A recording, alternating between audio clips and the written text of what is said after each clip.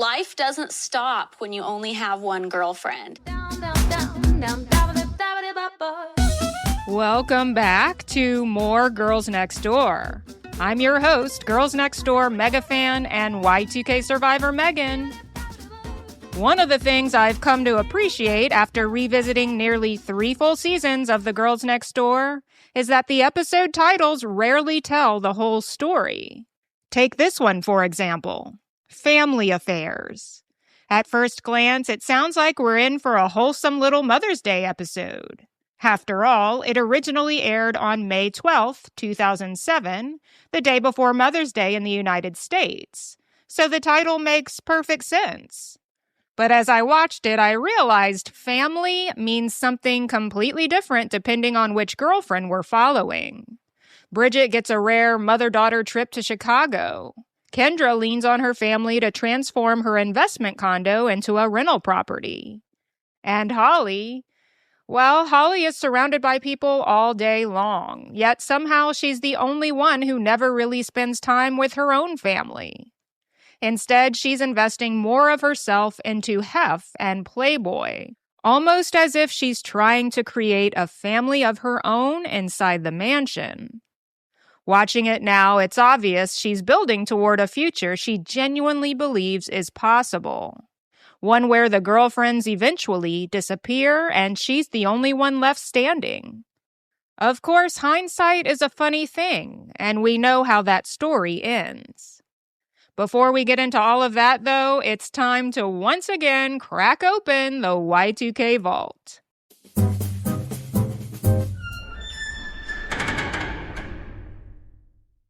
If you were paying attention to entertainment news in the spring of 2007, there was one number everyone kept talking about: $300 million. That was the reported production budget for Pirates of the Caribbean at World's End, which premiered just a couple of weeks after this episode aired.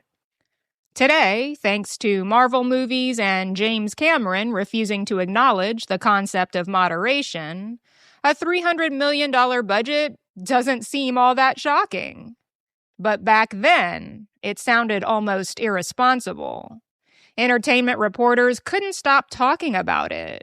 Headlines questioned whether Disney had lost its mind. Commentators wondered if any movie could possibly earn enough money to justify that kind of investment. Of course, it did. Quite comfortably. Looking back, though, I think what's more interesting is what audiences were watching at home during that exact same month. One of cable television's biggest hits wasn't an expensive scripted drama or a flashy competition show. It was 3 women living in a mansion. That's it. No visual effects, no elaborate sets, no orchestral soundtrack. Just a camera crew following whatever happened to be on the schedule that week. One episode, they're hosting a dog birthday party. The next, they're in Vail learning to snowboard. It's actually a pretty good reminder that entertainment has never really been about budget. If people are invested in the characters, they'll happily watch them do almost anything. So if you'll kick off those candies, hang up the trucker hat, and silence your sidekick, we'll get into Family Affairs.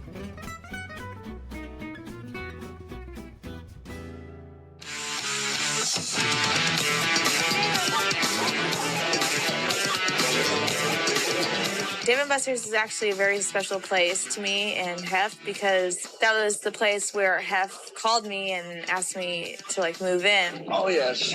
I think Dave & Buster's was the beginning of my lifetime. Cheers! This episode begins not at the mansion or Mary's office or in Hef's bedroom. We're at Dave & Buster's.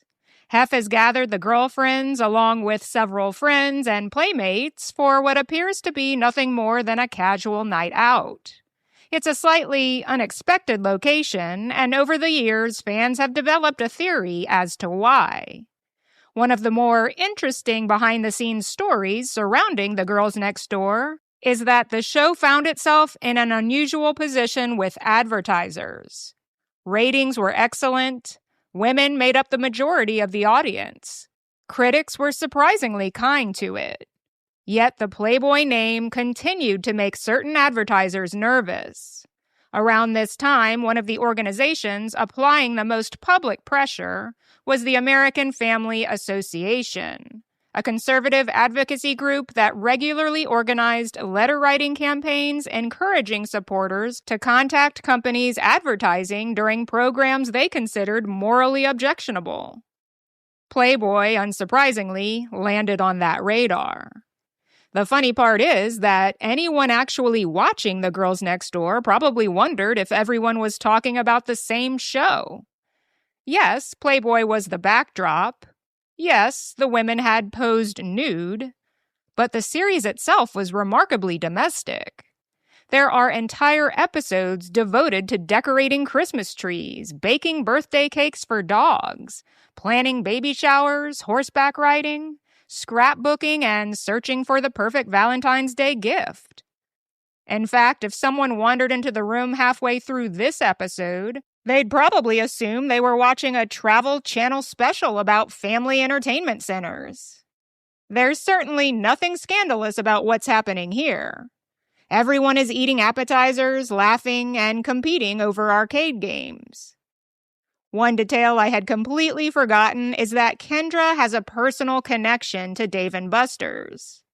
As they're settling in, she tells us the story that unfolded years earlier when she was having dinner with her family at a Dave & Buster's in the San Diego area. It was mid-mozzarella sticks when her cell phone rang.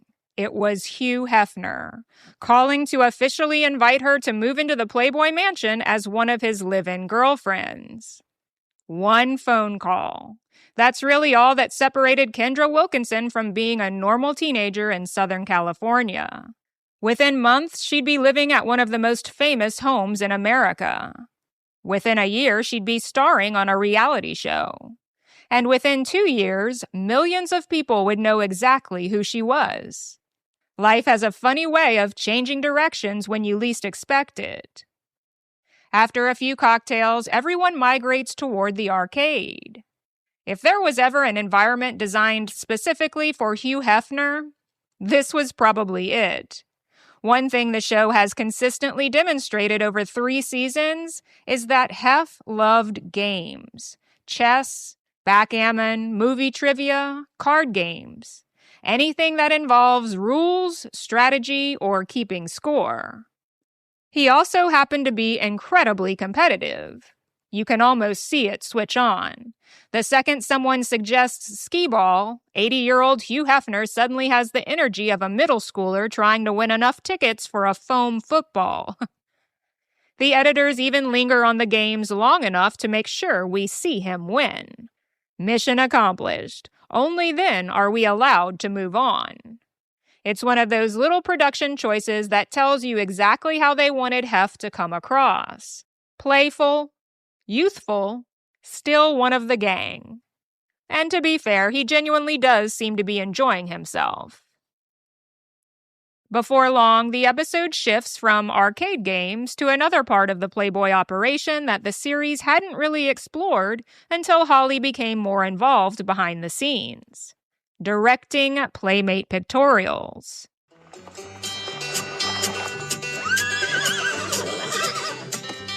Hey, everybody!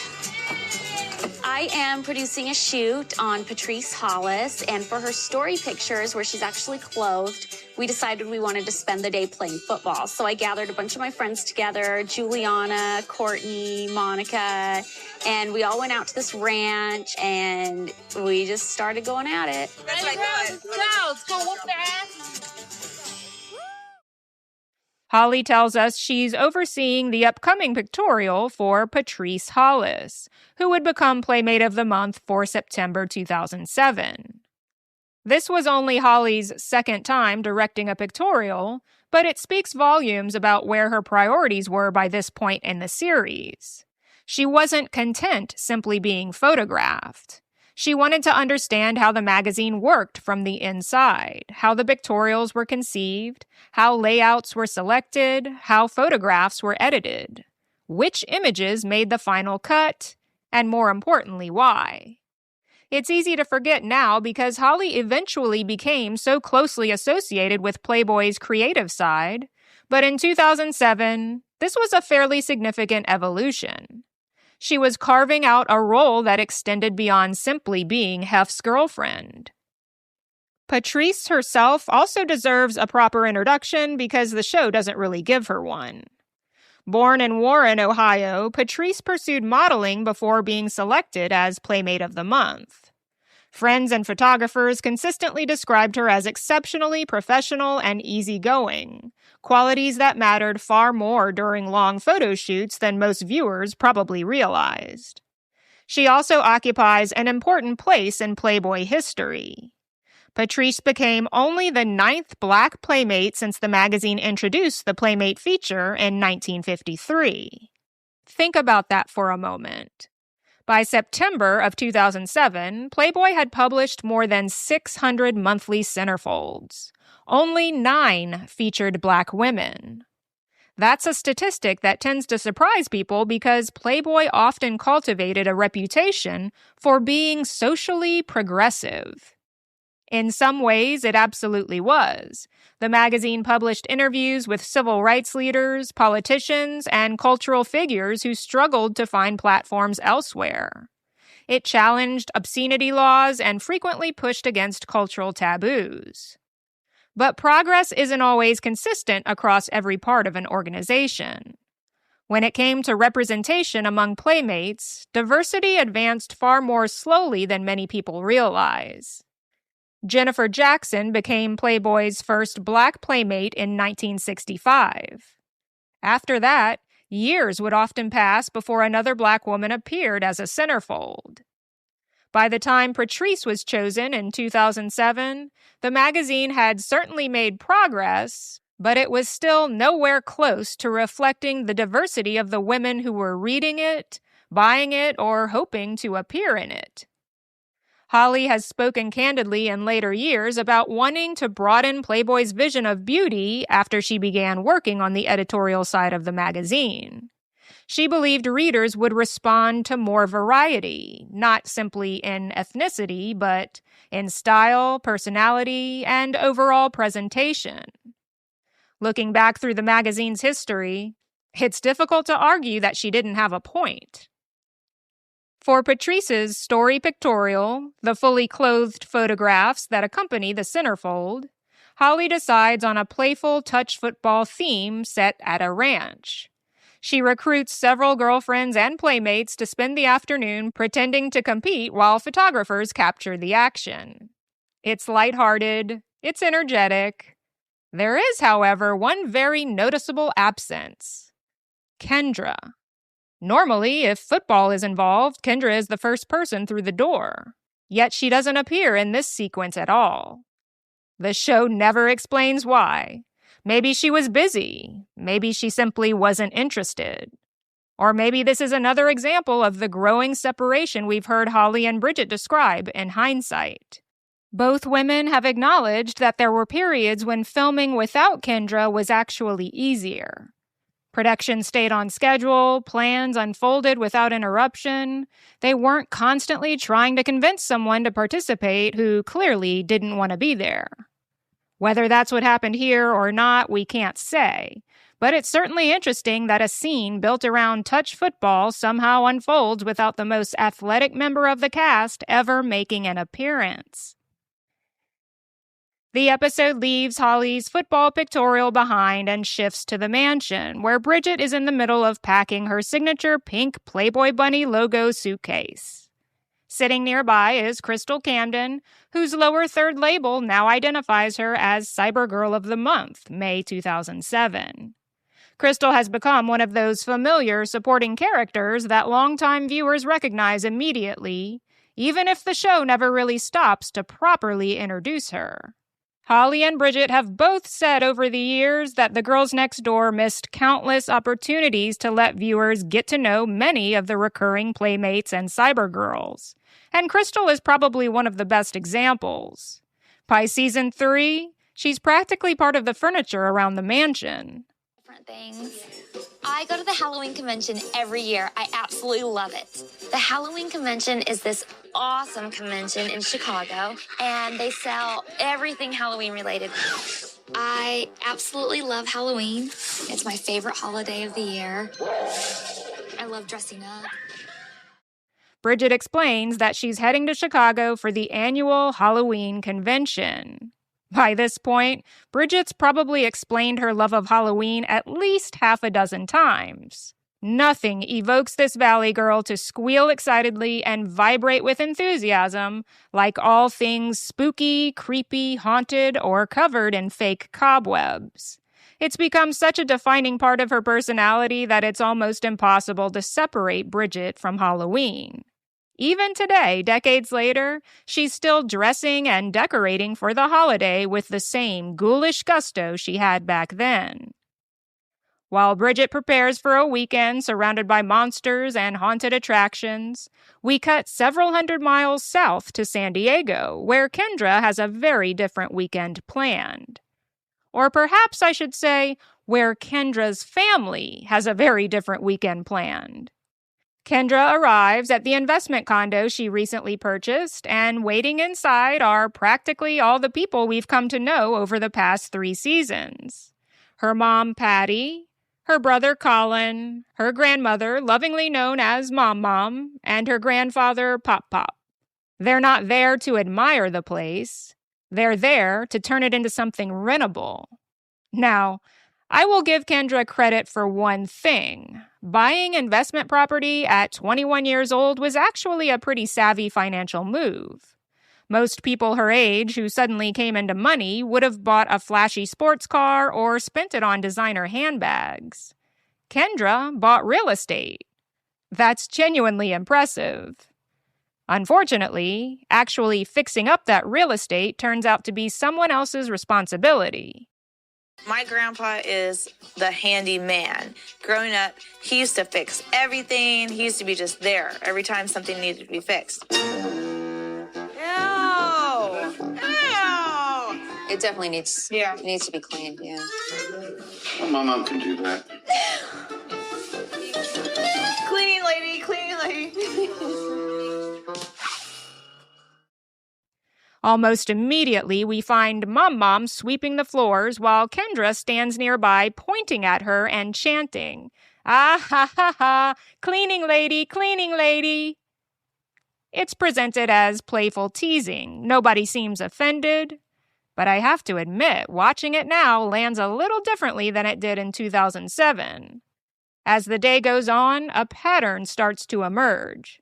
Grandpa climbs ladders to install light fixtures. Colin cuts trim. Patty organizes supplies. Mom continues cleaning. And Kendra just kind of floats around. It's almost like she's the foreman on a construction site who never actually touches a tool. At one point, Patty gently suggests, "Why don't you put your purse down? You're going to be here for a while." Without missing a beat, Kendra whines, "No, I'm not." Well, case closed. Apparently the purse is considered essential safety equipment. I don't know why this exchange irritates me every time, but it does. Maybe mostly because every family has somebody like this, the person who somehow stays just busy enough to avoid ever being assigned actual work. They're always about to help. They're looking for something, or they're checking on something. Then miraculously, the project ends and they've contributed approximately 3 minutes of labor while everyone else needs a chiropractor. The show cuts away before we can fully appreciate Kendra's project management skills and rejoins Bridget, who's just landed in Chicago. She hops into a town car with her mom, Judy, who has joined her for this year's exhibition. Bundled up against the chilly Chicago weather, they immediately start discussing one of the most important topics of any vacation: food. Bridget has priorities, you know? Yeah, she's excited about the Halloween convention. Sure, she's looking forward to seeing the exhibits. But before any of that, she wants authentic Chicago food. And hey, I respect it. Whenever I travel somewhere new, I usually have a list of restaurants saved before I even book the hotel. Life's too short to accidentally eat at an Applebee's in one of America's greatest food cities. The two of them spend a little time sightseeing around downtown Chicago, admiring the architecture and pointing out landmarks like the Hancock Building. Officially, it's known as 875 North Michigan Avenue, but let's be honest, everyone still calls it the Hancock Building. It's one of those names that's simply never going away. Watching these scenes today also serves as a reminder of just how different travel looked in 2007. Nobody's stopping every 30 seconds to film TikToks. Nobody's asking strangers to take 17 versions of the same Instagram photo. Imagine that. Back at the mansion, Holly is beginning another chapter in her Playboy education. She has a brand new computer, and one of the staff members is helping her get everything set up for her editorial work. There's just one problem. She doesn't actually have an office. So despite now holding an editorial position with Playboy, Holly is essentially setting up shop at the dining room table. I've always found this oddly symbolic. She's working harder than ever for Playboy. She's taking on more responsibility. She's proving she can contribute creatively. Yet she still doesn't quite have a place of her own, literally. The dining room becomes her office because nowhere else has been carved out for her. And as if to illustrate exactly why working from home can be challenging, several playmates and aspiring playmates are already sitting there having lunch. It's easy to forget that the mansion just wasn't a home. It was also the unofficial headquarters of Playboy's social life. Photographers came and went, models wandered through, staff members were everywhere, friends stopped by, and potential playmates visited. Before long, Hef wanders in wearing his signature black silk pajamas and is introduced to two blonde Playmate hopefuls named Amanda and Megan. The episode then returns to Chicago, where Bridget and Judy make what Bridget clearly considers an essential pilgrimage. So good. My mom and I are really close, and I like for her to be able to come and do stuff with me, especially something that I think is a lot of fun. Superdog. If you've never heard of it, Superdog isn't just a hot dog stand. It's a Chicago institution. The restaurant opened in 1948 and is still famous for the giant cartoon hot dogs perched on its roof wearing little chef hats. Even more impressive, it's remained family-owned for generations and still prepares its classic Superdog much the same way it did decades ago. Unlike the heavily loaded Chicago dogs you'll often see elsewhere, Superdog has its own distinct style. The hot dog comes nestled in a poppy seed bun alongside a pile of crinkle-cut fries tucked right into the box. And if you're wondering what belongs on a proper Chicago-style hot dog, Bridget is happy to tell you.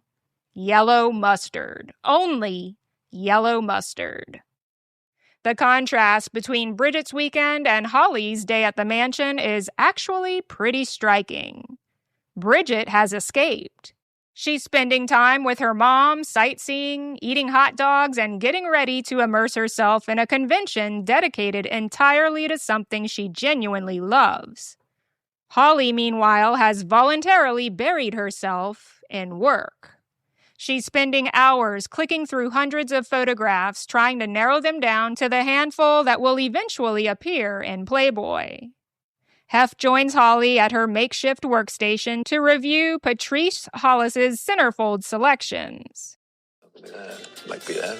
Being able to photo edit with the most famous magazine editor that's ever lived is pretty awesome. I just can't wait until we get to a point where he trusts my judgment. Nope. And if you've ever wondered what it might be like to edit a Playboy pictorial with Hugh Hefner, apparently it goes something like this. Nope. Nope. Nope. No. Nope. No. Watching the two of them work together reveals something the series rarely showed. Playboy wasn't simply Hef's lifestyle, it was his business. Even in his 80s, he remained deeply involved in selecting photographs, discussing layouts, and weighing in on the creative direction of the magazine. And whether people agreed with Playboy's business or not, there's no denying Holly was developing legitimate editorial experience. You can see how much she enjoys it. She isn't pretending to be interested because cameras are rolling. She's engaged, curious, focused. That's probably one of the biggest misconceptions people had about Holly during the original run of the show. Many viewers assumed she spent her days shopping or lounging by the pool. Episodes like this tell a different story. She was actively trying to build a career inside Playboy. Whether that career had room to grow beyond Hef is another question entirely. Back at the condo, construction continues. Grandpa is now painting. Colin has moved on to cutting baseboards. Patty is helping wherever she's needed. Meanwhile, Kendra has discovered the tape measure. Rather than measuring anything inside the condo, she uses it to check her own height. Then she wanders into one of the bedrooms, notices a full-length mirror, and pauses long enough to admire her backside before retreating to the patio to take a phone call. Again, everyone seems to be having fun. Nobody appears resentful. But it's impossible not to notice who's actually accomplishing things. Let's get going. Get going with what? I think my condo I bought is definitely bringing my family closer, and giving my grandpa something to do is giving him happiness in his life again, just because he has a passion for being a handyman, and it's saving me money too, so. Kendra eventually tells us that projects like this give her family an opportunity to bond. Well, she's not wrong. They are bonding. Mostly over the shared experience of renovating her condo. One thing I found myself wondering this time around is whether this dynamic had been developing for years. We've talked before about how dramatically Kendra's life changed after her father left. Her grandparents became an even bigger presence in helping raise both her and Colin. Patty was suddenly carrying an enormous amount on her shoulders. Families naturally respond to that kind of upheaval in different ways. Sometimes everyone pulls together. Sometimes children are expected to grow up quickly. Other times, without even realizing it, the adults compensate so much that they unintentionally remove responsibility from the child altogether. Watching this episode, it's difficult not to notice how quickly everyone jumps in to solve Kendra's problems. Need a rental property renovated? The family's there.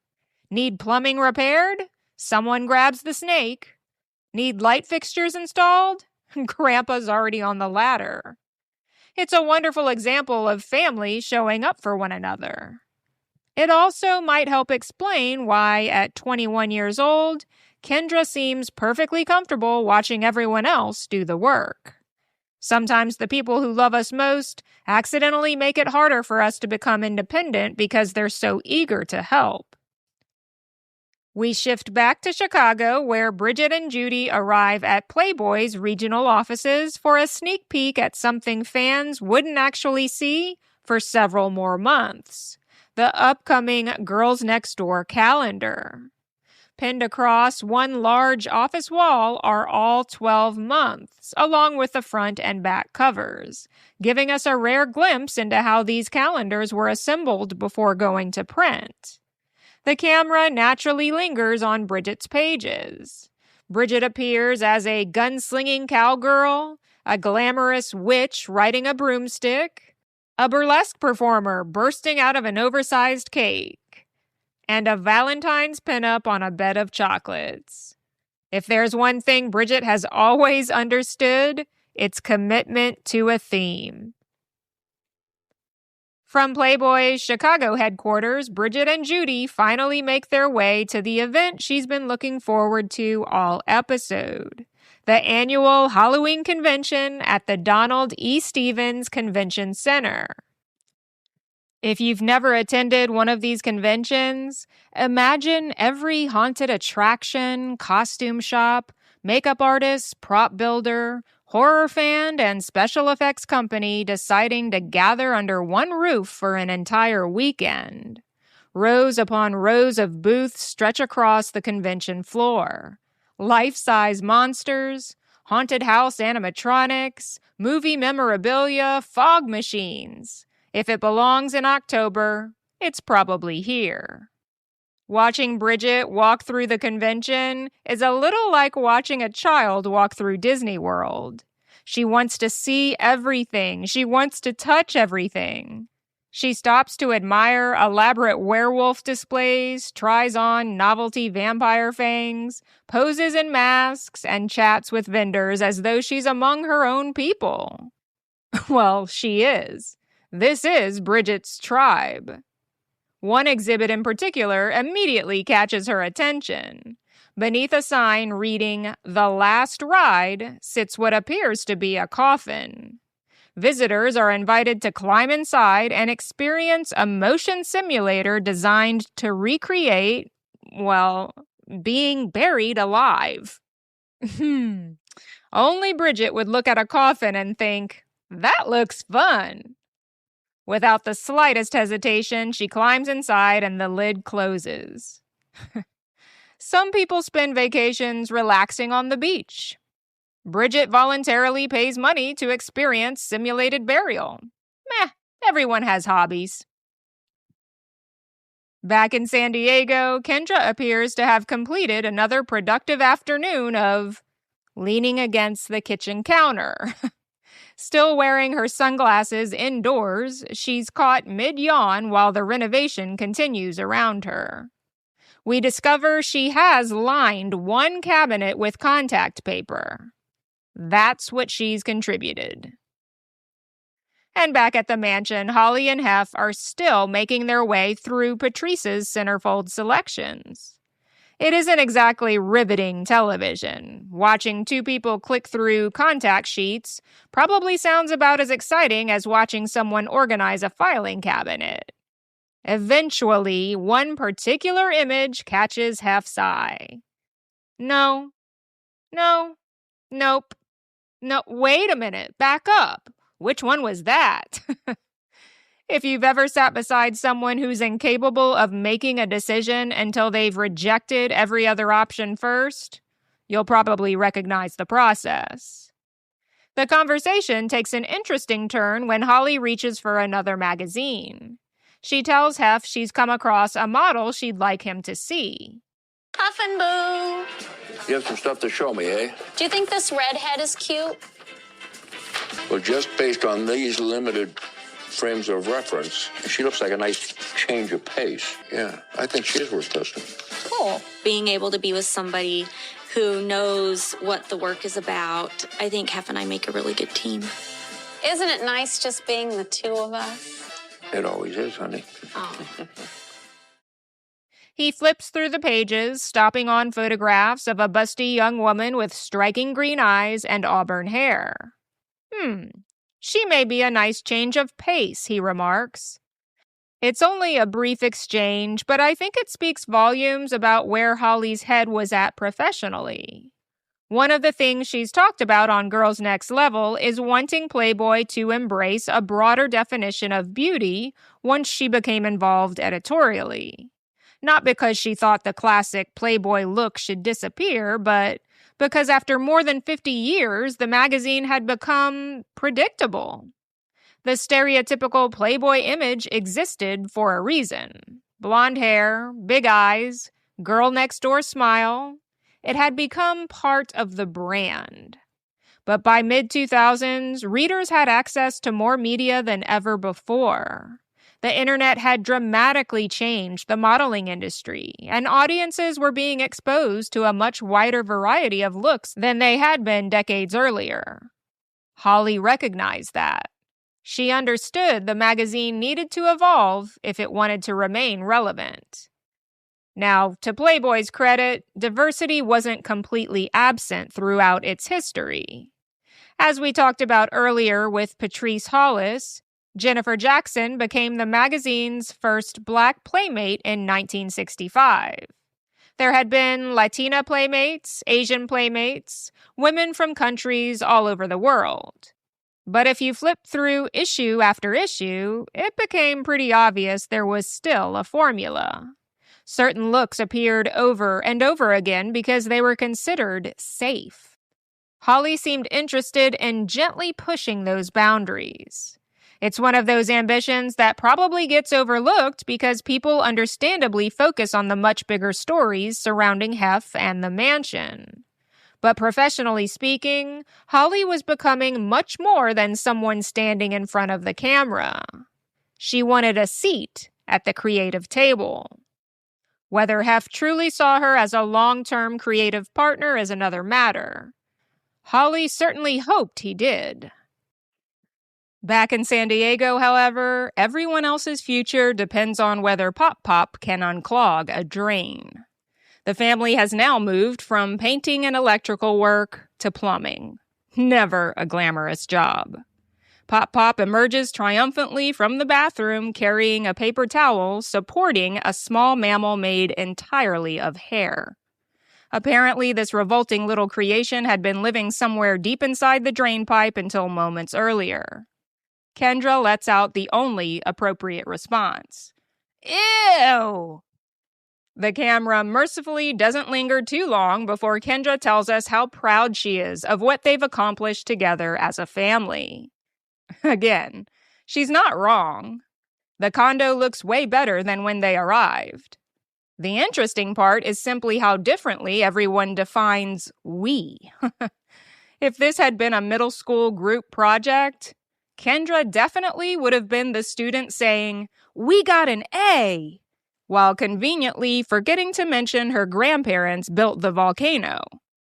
I was absolutely going to the Halloween convention specifically for props. I found this disgusting set of body parts and ooh and goo all over them.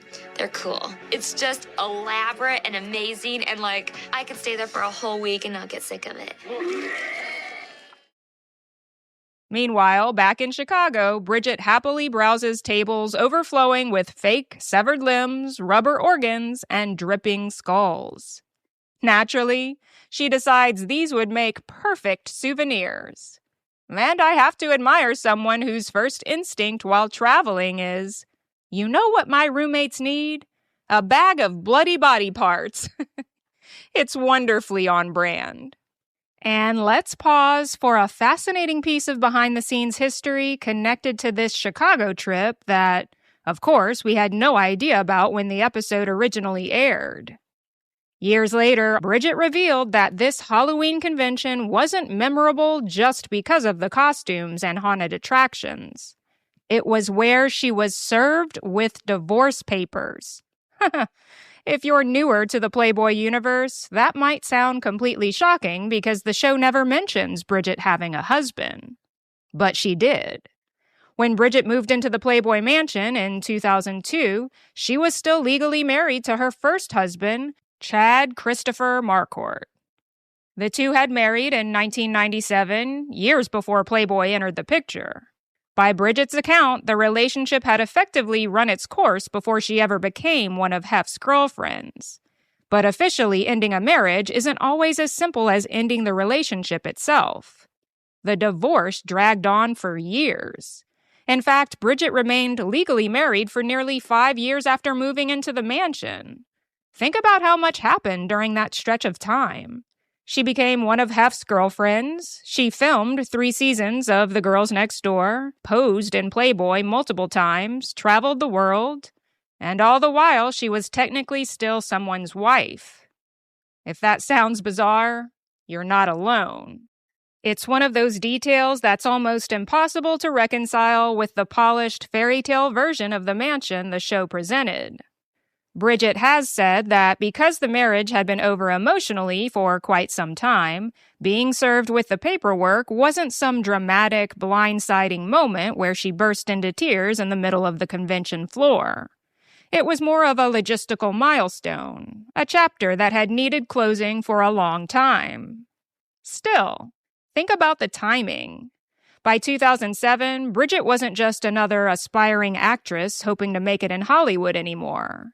She was starring on one of cable television's biggest reality shows, appearing in Playboy, earning her own income, and becoming a recognizable personality in her own right.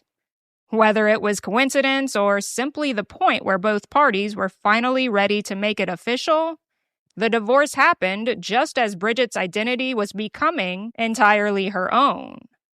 She was no longer someone's wife trying to break into the entertainment industry. She was Bridget Marcourt.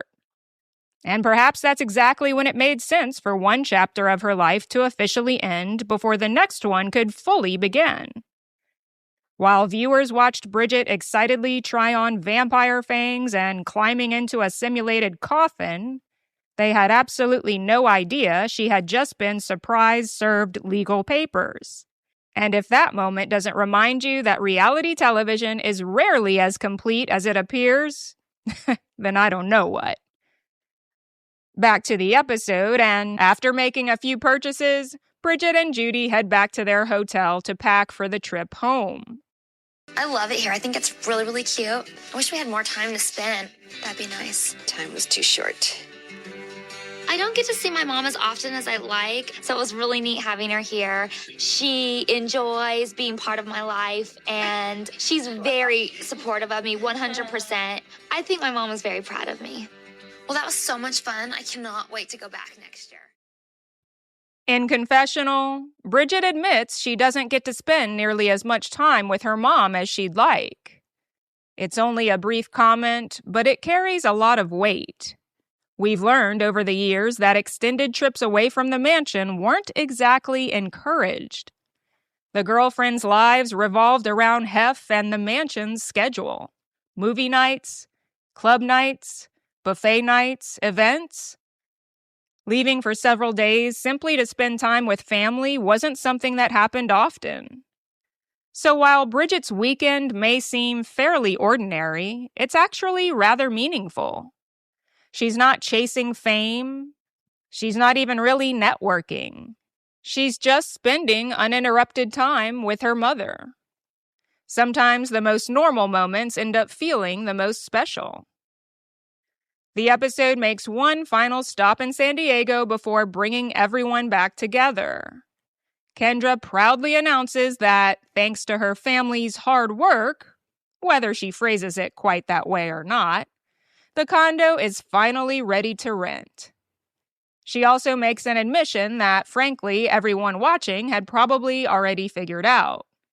Without her grandfather, she says, fixing the place up would have cost her a fortune. That, at least, is refreshingly honest. Because if Pop Pop had submitted an invoice for all the labor he performed that weekend, Kendra would have been upside down on her first rental property before she could even solicit a tenant. My grandpa is the best guy in the world. Without him, I would have probably had to put so much money into my condo, fixing it up. Thank you, Papa. The episode wraps up exactly where so many episodes of The Girls Next Door eventually do. Back at the mansion where we find Hef and Holly stretched out in bed, watching Gentlemen Prefer Blondes, the 1953 musical starring Marilyn Monroe and Jane Russell. At this point, Marilyn Monroe has become almost a recurring character in this series. She was Hef's lifelong obsession. Her image filled the mansion. Her films were watched over and over again.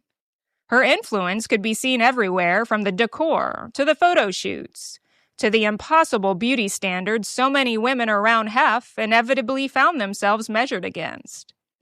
It's fitting that she's there, in a way, for the closing moments of an episode that's been quietly exploring relationships and family all along.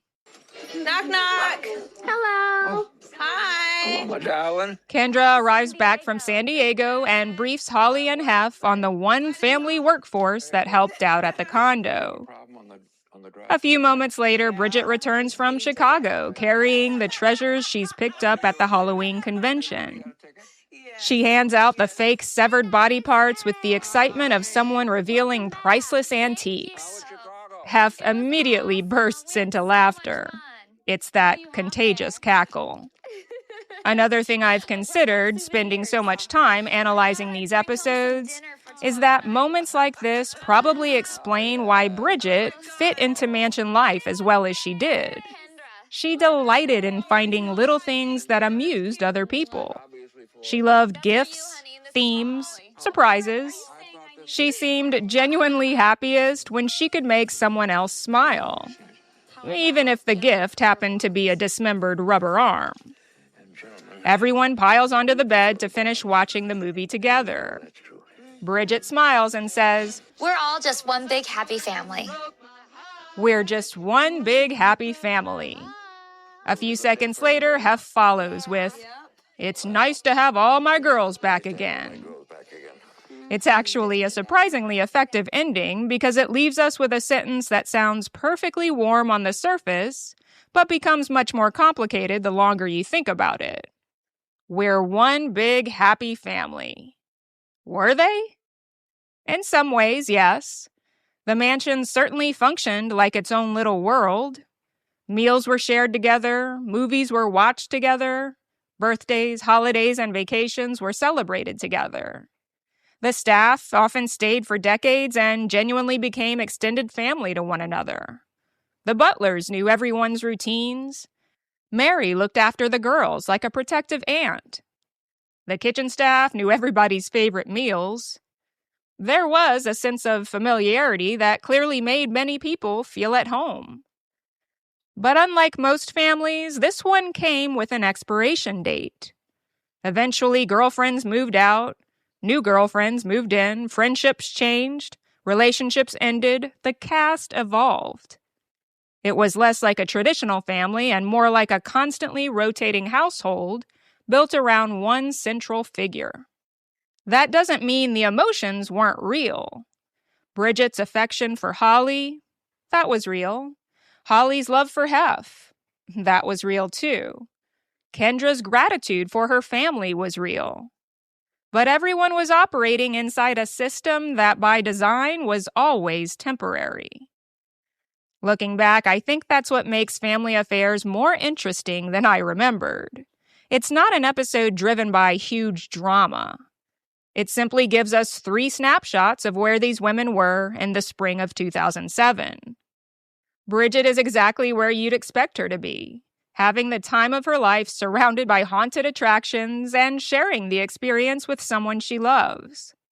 Kendra is taking her first real steps toward investing in her future, even if her family deserves most of the credit for the renovation. And Holly is becoming increasingly invested in Playboy itself. Watching these episodes now, it's hard not to feel a little conflicted, because we know what Holly believed she was building. She has spoken many times about wanting marriage, children, a quieter life.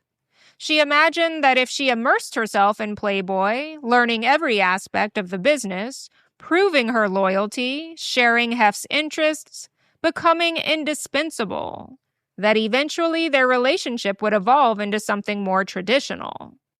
In hindsight, that was probably never going to happen.